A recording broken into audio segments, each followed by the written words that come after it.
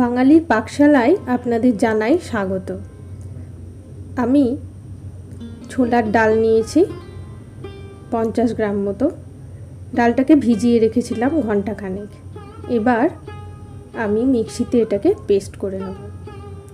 আজকে যে রান্নাটা বানাতে চলেছি সেটা বাংলারই পুরনো বা হারানো একটি রান্না।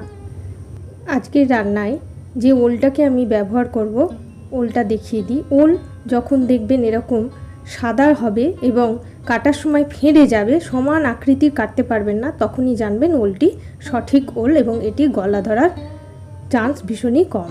যদিও ওলের ডালনা বিভিন্নভাবেই প্রচলিত আছে, কিন্তু আজকের এই রান্নাটি একটি অন্য পদ্ধতি এবং অন্য কিছু উপকরণ যোগে করা হয়েছে। সুতরাং আপনারা দেখতে থাকুন কিভাবে হারিয়ে যাওয়া একটি রান্না আমি তুলে আনলাম। আমি একটি পাত্রে বেশ কিছুটা জল নিয়ে নিলাম, একটু লবণও দিয়ে দিলাম। এর মধ্যে আমি কেটে রাখা ওলের টুকরোগুলোকে দিয়ে ভালো করে একটু সেদ্ধ করে নেব।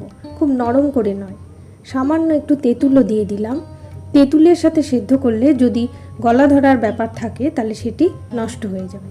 এবার ডাল বাটায় আমি 1 চামচ চিনি ও সামান্য একটু লবণ মিশিয়ে ভালো করে মিশ্রণটা তৈরি করে নেব। একটু ভালো করে ফেটিয়ে নিলে ভালো। এবার কড়াইয়ে তেল নিয়ে আমি ছোট ছোট বড়ার আকারে ভেজে নেব। ছোলার ডালের ছোট ছোট বড়া সুন্দর লাল লাল করে ভাজতে হবে। ফ্যাটানো যদি ভালো হয়, বড়াগুলো বেশ খাস্তা হয়, ফাঁপি হয়। বড়া ভাজার পরে আমি এই রান্নাতে 2টি আলু ব্যবহার করব। আলু কাটাটা আমি দেখিয়ে দিচ্ছি। খুব একটা কঠিন ব্যাপার তো নয়, সবাই এভাবেই হয়তো কাটেন। ছোট ছোট টুকরো হবে, এটাই আমার বলা। যথেষ্ট ছোট আকারে টুকরো করতে হবে এবং তেলে খুব ভালো করে ভেজে নিতে হবে। একটু লালচে করে ভেজে নেবেন। ভাজার পরে আমি কড়াইয়ে 1 চামচ মতো ঘি দিয়ে দিলাম। এবার একটা বাটিতে বেশ কিছুটা জল নিয়ে, বেশ অনেকটাই জল নিলাম, তার মধ্যে আমি 1 চামচ লঙ্কা গুঁড়ো,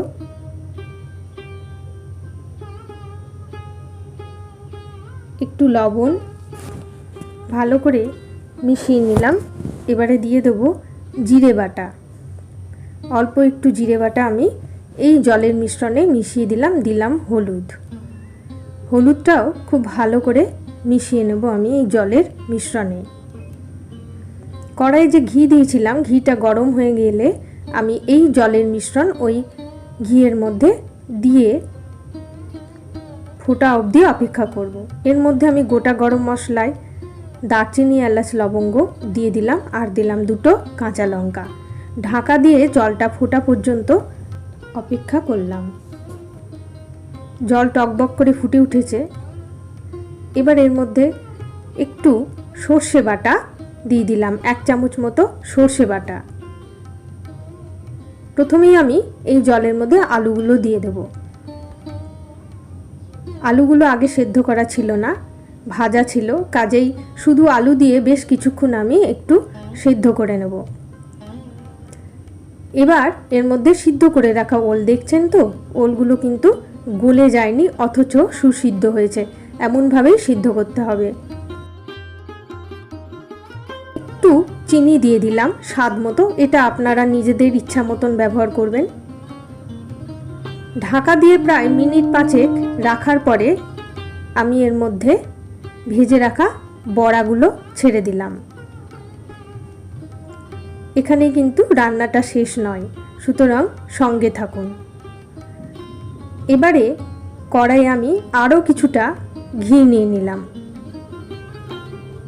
এর মধ্যে দিয়ে দিলাম 1 চিমটে হিং আর গোটা জিরে ফোড়ন হিসাবে।